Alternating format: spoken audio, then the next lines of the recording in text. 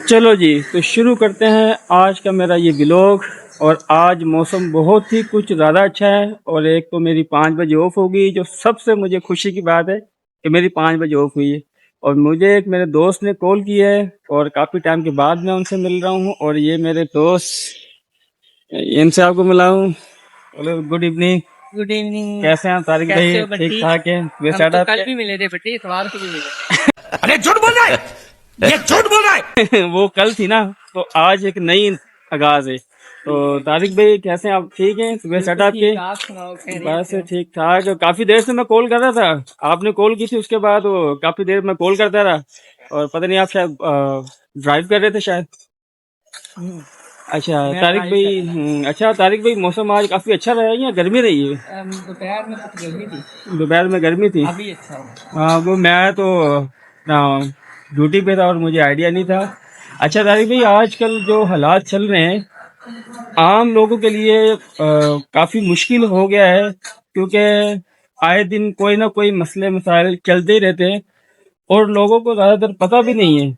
और जो एक पाकिस्तानी कानून के मुताबिक भी लोगों को नहीं पता। तो इस बारे में आप क्या कहते हैं कि लोगों को ये मालूमात देनी चाहिए? इंफॉर्मेशन होनी चाहिए और देनी चाहिए। जिन लोगों के पास है, ये उनकी जिम्मेदारी लगती है कि बिल्कुल वो इंफॉर्मेशन फराहम करें। जी। और अपना राइट्स जो है वो हर एक इंसान को मालूमात होनी चाहिए। बिल्कुल, तो इसलिए मैंने आज आपको यहाँ पे बुलाया था। और हम आज एक हाई कोर्ट के वकील हैं जो कि बहुत ही मशहूर हैं, तो आज हम उनके पास आए हैं। तो तारिक भाई ऑफिस में खुला है, अभी मैंने कॉल की थी उनको, उन्होंने कहा था मैं ऑफिस में ही हूँ। तो तारिक भाई आप आ जाए।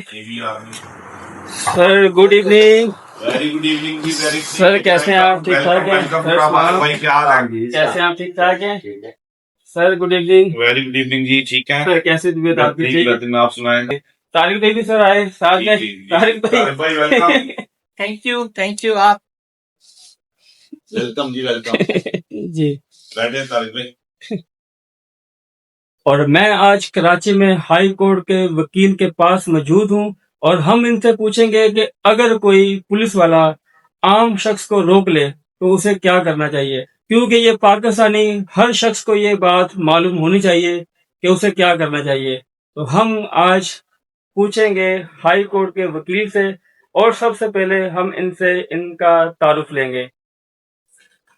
जी बहुत शुक्रिया आरिफ भाई। मेरा नाम शाहिद सईद भट्टी एडवोकेट है। मैं प्रैक्टिसिंग लॉयर हूँ और कानून का तालिब इल्म भी हूँ। सीखने की कोशिश हर वक्त जारी रखता हूँ। बहरहाल आपका जो सवाल है वो मैंने सुना भी है और तमाम पाकिस्तानियों का, हर एक शख्स का ये सवाल होता है कि कोई पुलिस वाला या कोई अथॉरिटी अगर आपको किसी राह चलते हुए दौरान सफर रोकती है तो आपका क्या उसके अंदर रद्द-ए-अमल होना चाहिए। सबसे इम्पोर्टेंट बात तो यही है कि अगर आप बिल्कुल नीट एंड क्लीन है तो आपको उनके इशारे के ऊपर अपने आप को रोकना चाहिए। और अगर वो आपसे कोई मालूमात लेते हैं तो अपना नाम, पता वगैरह, अपना CNSE नंबर या XYZ जो भी आपकी आइडेंटिटी है वो उसकी कॉपी या ओरिजिनल आपके पास होना चाहिए, ताकि आप उनको दिखा सके और उनको बता सके कि मैं पाकिस्तानी हूँ और ये मेरा रिहायशी पता है और ये मैं यहाँ पर मैं रहता हूँ। इसी तरह हमारे साथ आज एक और यहाँ पे हमारे दोस्त हैं और जिनका तारुफ भी आपको मैं कराता हूँ। इनका नाम है यासीन भाई और ये भी एक कॉन्ट्रैक्टर हैं। और यहाँ आज ये मैं आया था, शाहिद भाई के पास हम लोग आए थे और यहाँ पर ये मौजूद है। तो इनका भी तारुफ आपसे करवाते हैं। जी यासीन भाई कैसे हैं आप? ठीक ठाक है? जी मसीह यसु में आपकी सलामती हो। जी इस्लाम। बस हुक्म करो। जी सर, पहली बार आज हमारी मुलाकात है और आपको बुरा तो नहीं लग रहा कि मैं अपने जो व्लॉग में आपकी वीडियो शूट कर रहा हूँ? नहीं नहीं, ऐसी कोई बात नहीं, आप हमारे भाई हो। सर आपकी मोहब्बत का बहुत शुक्रिया। मैं सिविल कॉन्ट्रैक्टर हूँ और मैं लॉकडाउन जब हुआ था तो मैंने एक मजान बैंक की कंपनी है अली इंटरप्राइजेस, उसमें चीफ था मैं जी। और कंट्री हेड चीफ इंजीनियर था वहाँ पे। और मैंने 6-7 साल से उनके साथ काम किया है। ठीक है। और आजकल मैं बिल्कुल फ्री हूँ और अपनी कंपनी लॉन्च करने वाला हूँ। जी, तो सर हम दुआ गो हैं कि आप अपनी कंपनी अच्छे से लॉन्च करें, उसके लिए भी हम दुआ गो रहेंगे। तो सर क्या सोशल मीडिया पर गाली देने पर या इस तरह की कोई भी बात कहने पर क्या कोई कानूनी कार्रवाई हो सकती है? क्या अगर मुझे कोई शख्स कमेंट में गाली दे या कुछ उल्टी सीधी बात करे तो क्या उस पर कोई कानूनी कार्रवाई है? सर इस बारे में आप बताएं। जी बिल्कुल आरब भाई, इसके अंदर बहुत सारी चीजें हैं, कवानीन हैं जिनके ऊपर अमल दरामद होता आया भी है और हो भी रहा है। और सबसे इम्पोर्टेंट बात इखलाकी तौर के ऊपर हमें इस चीज से इज्तनाब करना चाहिए कि किसी को बेइज्जती ना करें सोशल मीडिया के थ्रू, XYZ या किसी भी सोशल ऐप के थ्रू।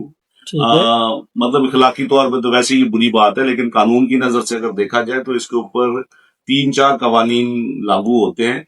अगर हम पाकिस्तान पीनल कोड की बात करें, PPC की, तो उसमें सेक्शन 493 और सेक्शन 500 जो है वो इस बारे में बहुत वाजिया है। और इसके साथ साथ सेक्शन 504 जो है वो भी इस बारे में बात करती है कि अगर कोई शख्स किसी को गाली देता है तो उसके खिलाफ इन सेक्शन के तहत मुकदमा दर्ज हो सकता है। अब आ जाए बात सोशल मीडिया के ऊपर अगर करते हैं तो एक लेटेस्ट उसके अंदर जो डेवलपमेंट हुई है वो साइबर क्राइम एक्ट के तहत भी है और पीका एक्ट के तहत भी है।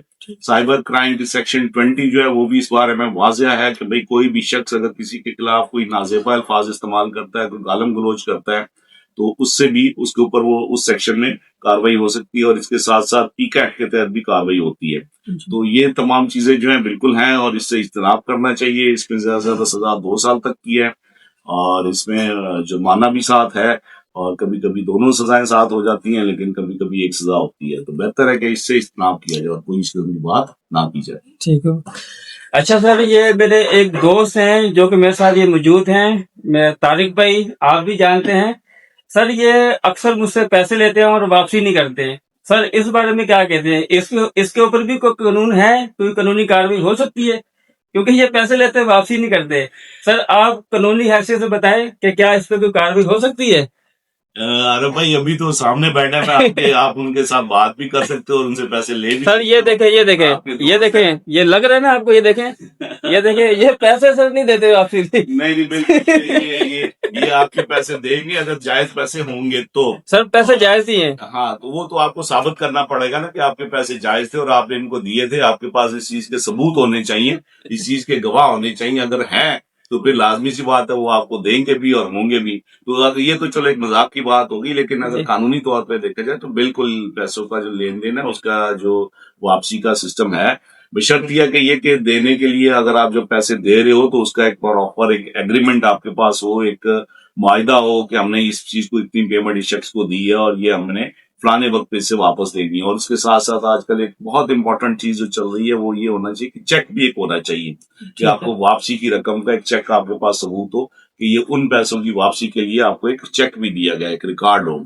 और उसके साथ 2 गवाहों का होना भी एक लाजमी शर्त है, क्योंकि कानूनी शहादत के मुताबिक जब तक 2 गवाह ना हो तो वो कवानीन जो चीजें जो पूरी तरह से आप उसके ऊपर काबिल अमल नहीं होता। अब चेक अगर हो तो फिर उसके ऊपर फौजदारी कवानीन के तहत भी इसके ऊपर एक 489 एक्ट के तहत भी कार्रवाई होती है। और इसके साथ साथ अगर हम सिविल की तरफ जाएं तो समरी सूट भी फाइल कर सकते हैं, हम रिकवरी का सूट भी फाइल कर सकते हैं। तो 3-4 तरह के ऑप्शंस मौजूद रहते हैं कि हम अपनी रकम ले सकते हैं उनसे। और अगर वो रकम अमानतन दी गई हो तो 406 के तहत मुकदमा दायर करके भी उसके ऊपर कार्रवाई हो सकती है। सर बहुत बहुत शुक्रिया सर। इसका मतलब ये है कि नेक्स्ट टाइम अगर मैं इनको पैसे दूं तो इनसे कुछ एग्रीमेंट या चेक मैं जरूर लूं। हाँ, लिख कर दिया करें। तारिक भाई अभी मैं आपसे लिख पर लाजमी करूंगा। तो ये जो पैसे इन्होंने ऊपर देने हैं वो कह रहे भाई अब नहीं दूंगा मैं। तो चले कोई बात नहीं, तो हमारे दोस्त है, हमारे दोस्त को तो हमारी जान भी भाई कुर्बान है। पैसे क्या चीज है भाई। पक्का नहीं।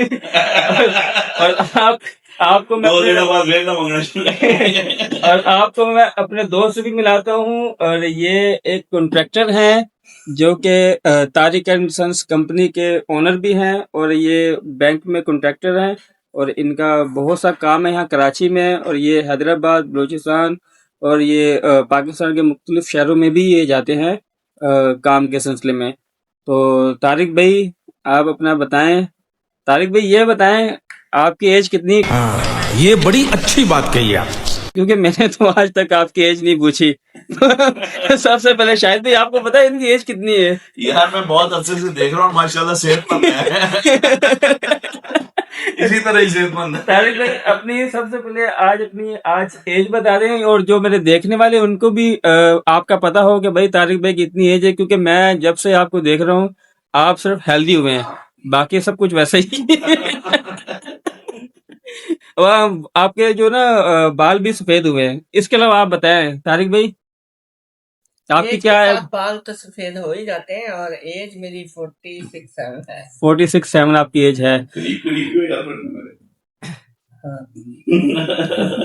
जी सर, तो जो मेरे देखने वाले हैं और मैं भी, हम अक्सर फिल्मों में यही देखते हैं कि जब भी अदालत लगती है तो वकील हमेशा जीत ही जाता है। सर, रियल लाइफ में भी ऐसे ही है कि वकील केस जीत ही जाता है? हाँ बिल्कुल, इसमें ज्यादा चांस ऐसे ही होते हैं क्योंकि वकील केस के ऊपर जब मेहनत करता है तो वो फिर उसके अंदर से उस केस की कमजोरियां और शक व शुबहात को वाज़ेह करता है और कोर्ट के सामने पेश करता है और जज को मुतमिन करने की कोशिश करता है कि ये केस जो बनाया गया है ये जालसाजी पे मबनी है और इसके अंदर ये डाउट है, इसके अंदर ये शक है और इसके अंदर ये चीजें जो है वो कमी रह गई है जो कि होनी चाहिए थी। और इसी शक का जो बेनिफिट है, जो बेनिफिट ऑफ डाउट है, वो उसका शक का फायदा हमेशा मुलजम को जाता है जिससे मुलजम जो है वो बरी होने के चांस होते हैं। और आपने इसी चक्कर में देखा है कि पुलिस का केस जो है, प्रोसिक्यूशन का केस जो है वो कमजोर होता है और वो इतने अच्छे तरीके से केस नहीं बनाते, अपनी गवाहियां नहीं इकट्ठी कर पाते, जिस वजह से फिर वो उनका केस कमजोर रह जाता है और पुलिस उसके अंदर से उस पर जो बेहतरी ला सकती है, जो मुद्दई को बेनिफिट दे सकती है, वो नहीं दे पाती। उसकी कुछ ईमानदारी की वजूहात भी हैं कि अगर पुलिस ईमानदारी से काम करे तो शायद में भी कुछ बेहतरी आए, लेकिन पुलिस भी अपना काम ईमानदारी से नहीं करती और वो उस तरफ ज्यादा रुझान देती है जहां से उसको कुछ ना कुछ मिल रहा हो। जहां से उसको कुछ मिल नहीं रहा होता तो वो उस केस के ऊपर तवज्जो नहीं देती, तो इस तरह सच्चा केस भी अमूमन झूठ की तरफ चले जाता है। और इस मुल्क क्या दुनिया के अंदर मैं समझता हूँ कि जो सच साबित करना है वो सबसे मुश्किल काम है। आपको सच जो है बताना और सच को साबित करना उससे भी ज्यादा मुश्किल काम है। तो इसलिए जो वकील हैं वो उनके ऊपर केस के ऊपर एफर्ट करते हैं टेक्निकल बुनियादों के ऊपर भी, और सच को जो है ना वो टेक्निकल के हवाले से जब पेश किया जाता है तो पुलिस जो है ना वो सच को साबित नहीं कर पाती, अपने केस को मजबूत नहीं कर पाती इन्हीं ग्राउंड्स के ऊपर, इन्हीं शक व शुबहात के ऊपर, जो कि शरई तौर पे भी उसका फायदा मुलजिम को जा रहा होता है और कानूनी तौर पे भी। तो इस हवाले से फिर वो अमूमन केस जो है वो वकील की तरफ चले जाता है और मुलजिम को उसका बेनिफिट मिल जाता है। तो सर, बहुत शुक्रिया आपका। और आपने जो हमें कानून के हिसाब से जो मालूमात आपने दी है और जो मेरे देखने वाले हैं वो भी आपको बहुत ज़्यादा अप्रिशिएट करेंगे, क्योंकि ये आपने जो मालूमात दी है ये आम तौर पर किसी भी आम शख्स को पता नहीं होता और जो मेरे लोग देखेंगे ये सिर्फ उनको ही पता होगा। तो इसी तरह मेरे साथ हमेशा यूं ही हंसते मुस्कुराते रहें और मेरे चैनल को सब्सक्राइब, लाइक और शेयर करें। और हाँ, बेल आइकन के बटन को दबाना ना भूलें, क्योंकि मेरी नई आने वाली वीडियो आपको बआसानी उसी से मिलेगी। और इसी तरह चलते हैं, चलो जी।